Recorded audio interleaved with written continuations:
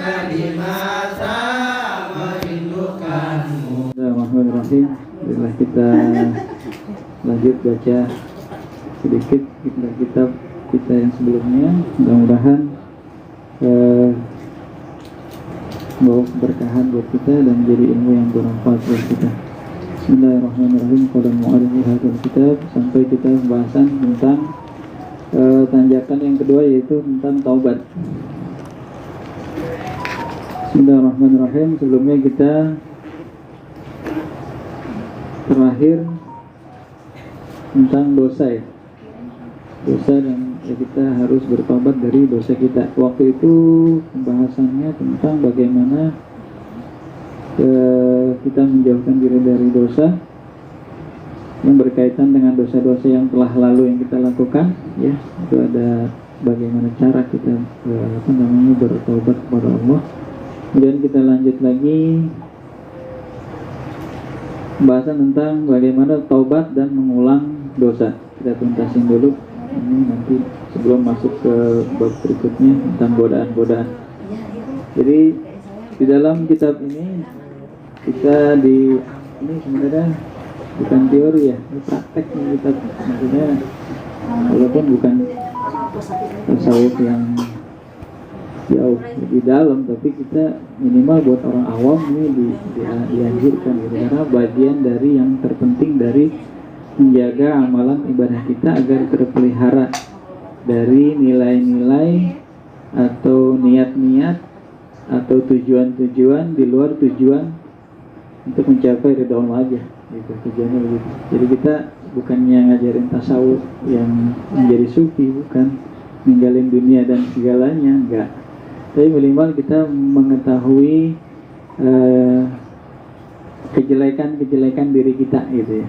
Hati kebetulan memang muaranya ada di hati.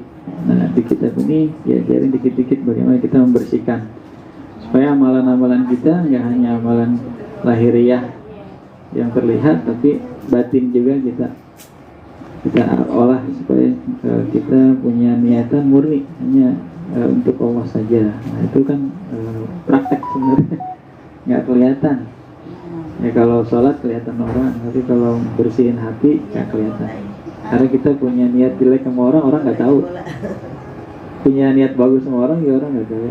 Kita mau niatin orang baik aja kalau nggak percaya, sampai kita ngomong sumpah gitu ya, padahal nggak perlu ya, Allah maha tahu. Tapi kadang-kadang orang nggak yakin. Nah, itu yang penting kita perbaiki. Jadi tujuan kita bukan mendapatkan ridho manusia gitu, tapi mendapatkan ridho Allah. Dan berat, kenapa nggak kelihatan? Kadang dicemooh orang atau disepelekan dan segala macam, tapi karena dia tidak ta'ala nggak peduli. Nah, bagaimana dengan cara begitu? Gue nggak mau tahu ya, gitu. Kalau udah nggak mau tahu, bodo amat gitu ya. Jadi susah. Nah, kita pengen begitu. Gue nggak mau tahu urusan manusia, gue nggak mau tahu penilaian mereka. Nggak gampang. Apalagi kalau kita jadi public figure misalnya, atau jadi tokoh masyarakat, jadi RT, atau jadi masa, itu agak susah. Tapi bagaimana caranya? Walaupun susah, tapi harus. Karena itu bagian itu terkait sama amalan-amalan kita. Bagaimana amalan kita itu nyangkut nggak gitu ya? Allah nyampe nggak gitu ruhnya sampai ke diterima oleh Allah. Nah, itu yang berat. Makanya Imam Ghazali dalam kitab ini mengajarkan untuk kita melatih. Makanya di sini ada beberapa tanjakan yang nanti kita harus lewatin tuh. Ya, beberapa tanjakan sampai tanjakan yang terakhir, ikhlas yang sabar, terus sampai ke sana. Nah, itu berat. Ini kita masih di awal. Ini buat saya pribadi juga sama, kita sering mengamalkan dan mudah-mudahan bisa istiqomah. Walaupun kita nggak kelar nih sampai kita mati, paling nggak ini kita udah punya niatan. Kalau kita niat dalam rangka belajar, misalnya matinya dalam fisabilillah ya kan, kita lagi fisabilillah, lagi menuntut ilmu kan fisabilillah. Walaupun kita belum tuntas ngaji nih, kita ngaji tiap minggu, tiap bulan ngaji tuh rutin. Kita meninggal, itu kategorinya masuk ke dalam gitu. Tapi kalau sama sekali nggak belajar, nah khawatir ya. Kita walaupun sebulan sekali tetap ada yang kita dapat gitu, nyangkut kita pakai. Nah, itu yang nanti insya Allah bisa menyelamatkan diri kita dari huru haranya ya nanti di waktu akhir. Kalau kita khawatir banget. Kayak kita bahas tentang bagaimana taubat dan mengulang dosa. Ini sering nih, kita udah taubat tapi kita ngulangin lagi gitu. Nah di bahasa ini Imam Ghazali pun paham gitu bahwa manusia sering begitu. Karena mana ada sih manusia yang luput dari dosa? Nggak mungkin.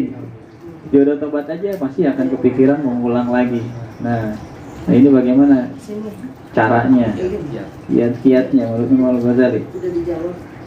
Kemudian disebutkan bahwa ketahuilah dengan seksama bahwa tahap perjalanan ini bilang perjalanan nih, merupakan tahapan yang cukup sulit dan penuh beresiko ya. Abu Ishaq Al-Farabi, seorang alim dan zahid, ini orang yang zuhud, berkata, aku telah berdoa kepada Allah Ta'ala selama 30 tahun agar dia memberiku tobat nasuha. Tapi suatu hari terpikir olehku bahwa keinginanku itu belum juga terwujud. Kemudian aku bermimpi ada orang yang bertanya kepadaku, engkau merasa heran karena doamu selama 30 tahun belum dikabulkan. Sadarlah engkau apa yang sudah engkau minta kepada Allah Ta'ala selama itu. Engkau telah meminta dengan sangat agar dia menjadikanmu sebagai kasihnya, sebab dia telah berfirman, innallaha yuhibbut tawwabin wa yuhibbul mutatahhirin. Al-Baqarah ayat 222. Sesungguhnya Allah menyukai orang-orang yang bertobat dan menyukai orang-orang yang menyucikan diri. Maka perhatikanlah para imam yang telah mendahului kita itu. Perhatikan dan kesungguhan mereka untuk memperbaiki hati dan membekali diri guna menghadapi hari akhirat mereka. Nah, ini gambaran bahwa orang-orang yang alim dan zuhud itu sampai khawatirnya dengan dosa mereka, sampai 30 tahun tuh doa untuk minta ampun sama Allah dari dosa yang pernah diperbuatnya. Bagaimana kita? Kadang sehari cuman istighfar 3 kali selesai itu lupa gitu ya. Nah, jauh banget ya. Tapi kita harus paham, harus mengetahui ilmunya bahwa inilah yang bagian harus kita perbaiki. Kemudian jangan suka menunda-nunda taubat. Bila engkau suka menunda taubat, ketahuilah bahwa perbuatan dosa itu awalnya menyebabkan hati menjadi keras dan akhirnya membawa pada penderitaan yang sangat pedih luar biasa. Dan Allah, mudah-mudahan Allah Ta'ala menyelamatkan kita dari hal yang demikian. Kemudian ini ada satu cerita nih. Lupakah engkau bahwa nasib iblis dan Bal'am bin Ba'urah ini kan iblis yang ya nggak mau apa ya, dari awal dosa kemudian nggak mau taubat karena pada sifat sombongnya dan sifat dendam ya. Karena dalam satu kisah juga yang lain, iblis pernah minta disampaikan Nabi Musa gitu. Nabi Musa, tolong sampaikan ke Allah, saya mau taubat gitu. Karena Nabi Musa bisa berkalam-kalam dengan Allah demikian. Sampaikan, Allah sampaikan lagi, minta maaf dulu atau pada Nabi Adam dan suruh bersujud. Akhirnya kata iblis, justru karena itu saya dikeluarkan dari surga, justru saya nggak mau. Akhirnya nggak diampuni. Ada syarat yang berat, syaratnya iblis harus sujud Nabi Adam. Dari awal emang itu yang dia nggak mau, akhirnya tetap aja begitu. Nah itulah kekehnya iblis luar biasa. Nah kemudian ada cerita ini dalam kisah ini disampaikan ada nasibnya iblis tadi ya. Kemudian Bal'am bin Ba'urah ini ya adalah awalnya mereka berbuat dosa dan jatuh kepada kekufuran. Kalau cerita Bal'am bin Ba'urah ini adalah disebutkan di sini di kaki ininya adalah Bal'am bin Ba'urah adalah seorang yang soleh, seorang waliullah lah, ulama besar di zaman Nabi Musa. Ketika Nabi Musa memerintahkan Bani Israel untuk melawan kebiadaban Fir'aun minta Bal'am untuk mengutuk Nabi Musa dan pasukannya. Bal'am nih dikisahkan kalau dia minta di zamannya Nabi Musa, dia hidup di zaman Nabi Musa, di levelnya di bawah Nabi lah gitu ya, Allah. Tapi ahli ibadah dan luar biasa doanya. Kalau dia angkat tangan aja minta hujan, langsung turun hujan, dikabul oleh Allah karena kecintaan Allah kepada Bal'am bin Ba'urah, karena ahli ibadah.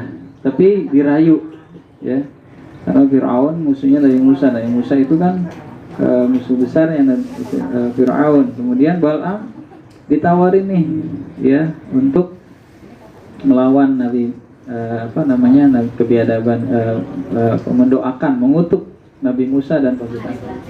Secara level Nabi dikutuk sama wali, makomnya tinggi Nabi. Allah lebih cinta Nabi daripada wali, ya kan?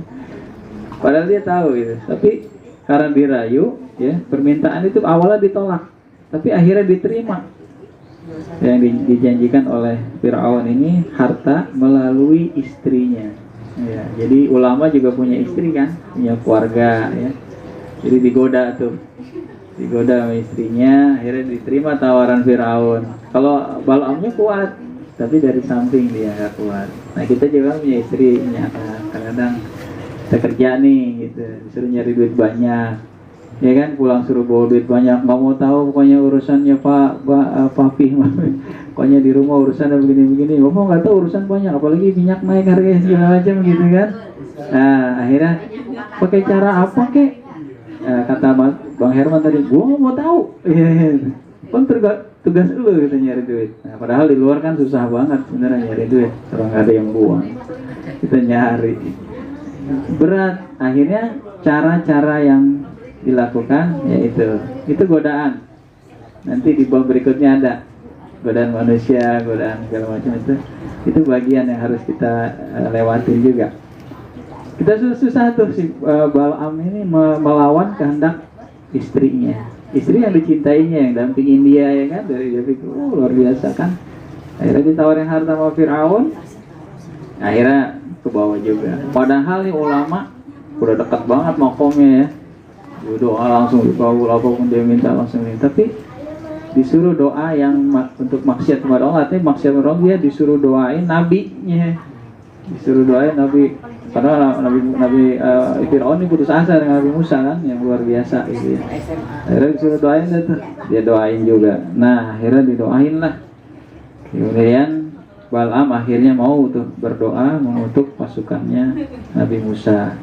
Tapi kutukannya tidak mempan karena levelnya tadi kan nggak nyampe, dan bahkan balik ke dirinya. Akibatnya lidahnya Bal'am ini terjulur panjang sampai tergantung di dadanya.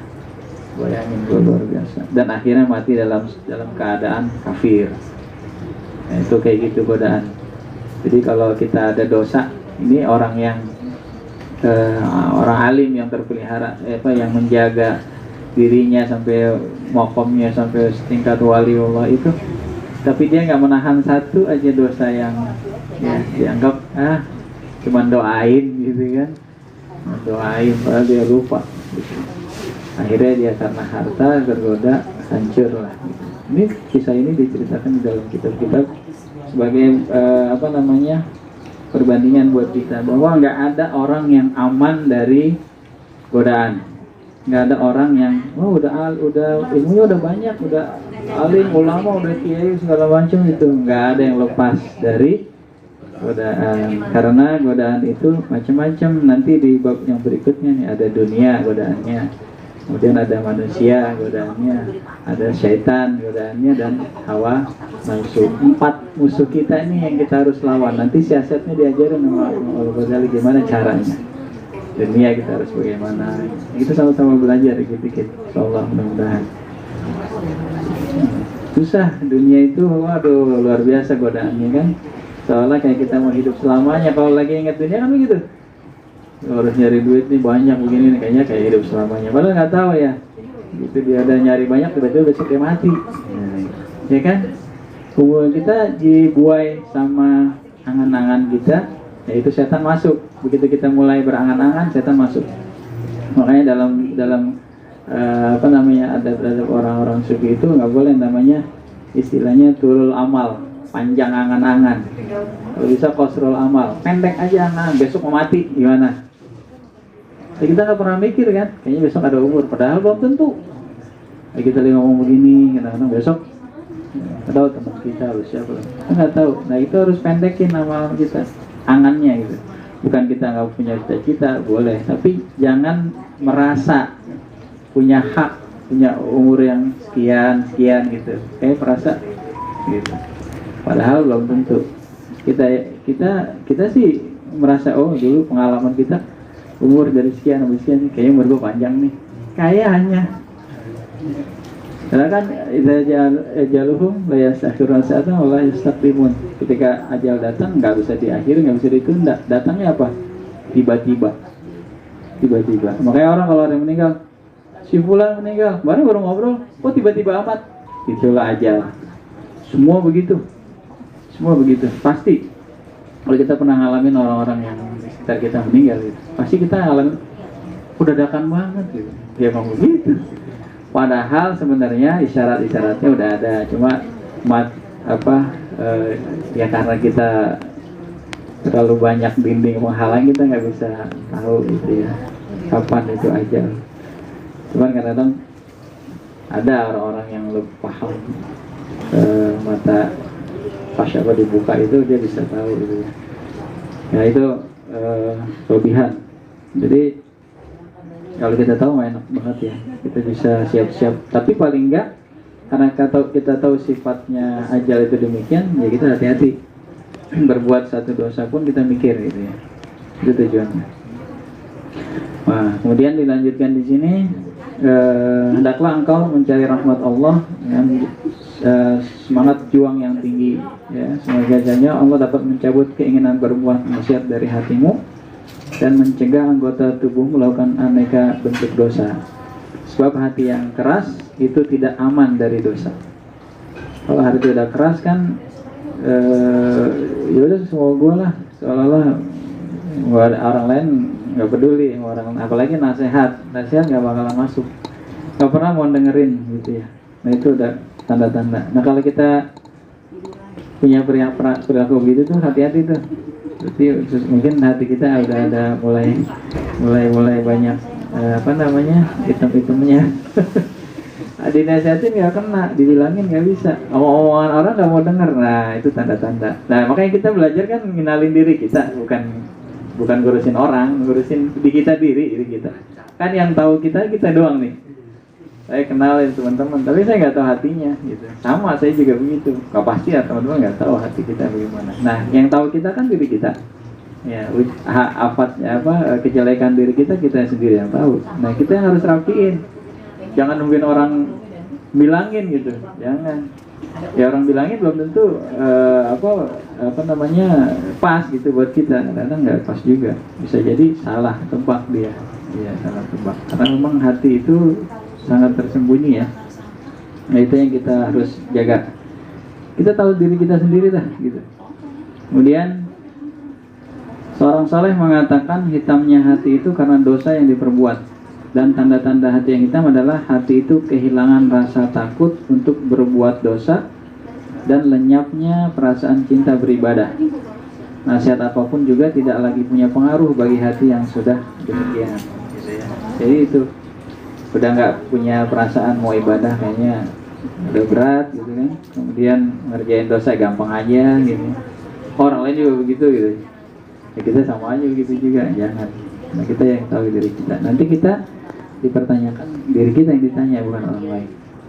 Kemudian jangan sekali-kali meremehkan dosa kecil, ya sekecil apapun. Dan jangan pula engkau mengira bahwa orang yang bertobat sedangkan engkau masih tetap melakukan dosa-dosa besar. Jangan pula mengira dirimu orang yang bertobat sedangkan engkau masih tetap melakukan dosa-dosa besar. Artinya kita udah tobat, ya udah selesai lah urusan gitu ya, tapi masih ngerjain juga gitu. Nah jangan merasa jadi bahwa kita udah bertobat, itu belum. Kemudian telah berkata Kahmas bin Hazan, aku telah berbuat suatu dosa lalu aku menangis dan meratap karena dosa itu sampai 40 tahun.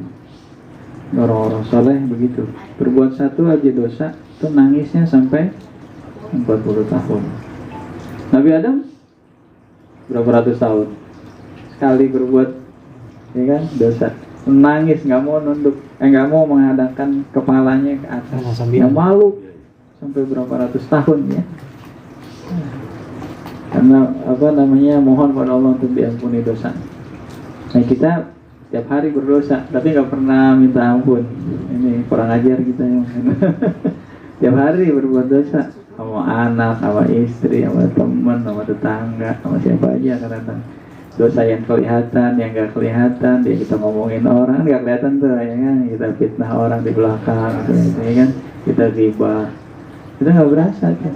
Nanti hati-hati, berarti ada sesuatu dalam diri kita yang mesti kita rapihin. Kalau kata apa namanya, kata almarhum Imam Syafi'i, bagusin rumah, dibagusin, dicat apa segala macam, dirapi, didandanin, tapi amal lu kagak dandanin gitu. Justru amal itu yang akan lu bawa nanti. Kalau amal lu cakep kan di hadapan Allah cakep ya. Saya kita dandanin rumah, dandanin apa segala macam diri kita ya supaya penampilan lu bagus, tapi amal nggak di ya, itu kata-kata marhum Imam Syafi'i begitu. Imam Syafi'i. Saya ingat banget tuh. Jadi amalan kita yang kita ingat-ingat. Umur sekian nih 50 tahun rata-rata semua ya gitu. Amal apa yang kita mau bawa? Ya. Makanya tadi jangan panjang angan, pendek angan. Kan katanya tadi berbuatlah urusan dunia seolah hidup selamanya dan akhirat seolah mati besok. Yang diduluin mana? Kalau dunia mah selama-lamanya biarin aja, orang cuma selama-lamanya nyantai aja, nanti kan selama-lamanya. Kalau tafsiran orang-orang yang berbeda nih. Kalau kita pikirnya akhirat kan tinggal besok, berarti yang ini harus mati-matian kita bela, gitu mestinya. Bahkan orang dibalik, iya, mati-matian ngejar dunia, padahal kan dunia selamanya seolah-olah gitu ya. Tapi akhirat tinggal besok, nah harusnya sungguh-sungguh buat yang besok, gitu. Nah kita lupa, makanya kemarin pernah di awal kita ngomong, posisiin kita dalam kondisi kita terdesak atau darurat, kita besok mau mati nih, buka apa nih kita, nah itu buru-buru ngaji gitu. Bukan bisa ini, oh belajar buru-buru. Nah, itu yang motivasi tujuannya. Ya, jangan angannya dipanjangin. Kita nggak tahu lah umur kita sejauh apa, panjang apa. Nah, kita nggak tahu juga.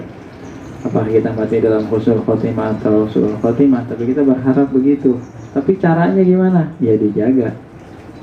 Nggak cuma dijaga amalan zahir, tapi batinnya juga. Hati kita jaga. Supaya kita nggak terjerumus. Karena amalan zahir itu, amalan yang lahir itu adalah awalnya dari amalan batin, dari hati kan mulainya. Kita berbuat baik awal dari mana sih? Dari hati. Kemudian ada lagi cerita kisah nih yang ini perbandingannya memang luar biasa sih. Lalu ditanya, dosa apa yang tadi kan 40 tahun dia berdosa katanya. 40 tahun dia mohon ampun. Kemudian beliau ditanya, dosa apa yang telah engkau lakukan wahai Abdullah, wahai Abu Abdullah? Ahmas menjawab, aku pernah dikunjungi oleh saudaraku dengan yang tengah berada di jalan Allah atau musafir. Lalu aku membeli seekor ikan dan memasak untuknya. Kemudian ia memakannya. Lalu aku pergi ke kebun tetanggaku dan mengambil segenggam tanah darinya. Kemudian tanah tersebut aku pergunakan untuk membersihkan tangan tamuku tadi, tanpa seizin pemiliknya. Saya juga tidak minta maaf kepada tetanggaku itu atas apa yang saya lakukan itu. Cuman itu doang tuh. Orang soleh luar biasa, ngambil tanah tetangganya buat bersihin atau serap doang. Soalnya kan sepele, tapi buat dia itu besar karena melakukan suatu kesalahan. So, kita lebih dari itu ya, ngambil tanah orang semeter 2 meter malah dipagerin, diambil, pora-pora aja, nggak minta maaf, nggak apa segala macam. Ya jauh lah, tapi palingnya perbandingan orang-orang yang memang sudah ma'rifahnya kepada Allah luar biasa itu. Jangankan dosa yang besar ya, dosa yang kecil kita anggap kecil aja tuh mereka nggak mau melakukan.